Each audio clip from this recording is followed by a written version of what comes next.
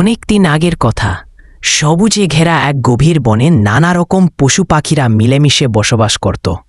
বনের রাজা ছিলেন বাঘ, নামে সিংহদর, গম্ভীর কিন্তু ন্যায়পরায়ণ। হরিণ রানী চন্দ্রা ছিলেন দয়ালু ও বুদ্ধিমতী। এই বনে আরও ছিলে খরগোশ, ঝপঝপে, কাক কালো, বানর বান্টু, ময়ূর রঙিন এবং হাজারো পাখি, যারা প্রতিদিন গান গেয়ে বনের সকাল শুরু করত।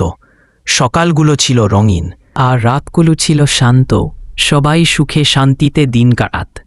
কিন্তু হঠাৎ এক বছর বনে খরা দেখা দিল।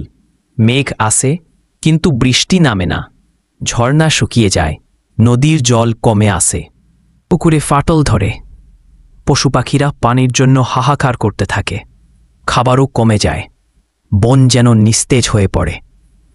রাজা সিংহদর চিন্তিত হয়ে পড়েন।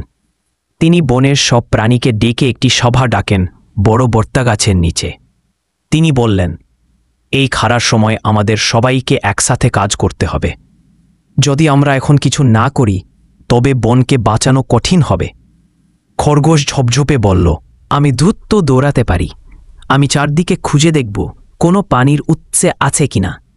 কাক কালো বলল, আমি উঁচু আকাশ থেকে দেখতে পারি দূরে কোথাও জল আছে কিনা। বানর বান্টু বলল, আমি গাছের গায়ে চড়ে দূরের পাহাড়েও যেতে পারি।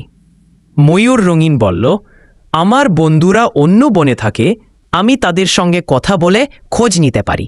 এভাবেই সবাই কাজে নেমে পড়ল। কাক উড়ে উড়ে পাহাড়ের দিকে গেল। অনেক দূরে সে দেখতে পেল পাহাড়ের পেছনে এক পুরনো জলাধার, যেখানে এখনও অনেক জল আছে। সঙ্গে সঙ্গে সে ফিরে এসে খবর দিল রাজাকে। সবাই মিলে ঠিক করল সেই জলাধার থেকে একটা সরু খাল কেটে বন পর্যন্ত জল আনা হবে। সবাই মিলে দিনরাত খেটে খাল কাটল। কেউ মাটি তুলো, কেউ গাছ পরিষ্কার করো, কেউ পথ তৈরি করো। অবশেষে কয়েকদিনের পরিশ্রমে খাল দিয়ে জল এসে পৌঁছাল বনে।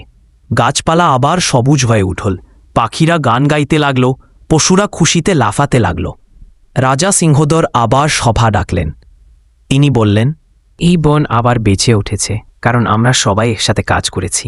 বন্ধুতা আর একতা আমাদের সবচেয়ে বড় শক্তি। বন আবার আগের মতো প্রাণবন্ত হয়ে উঠল।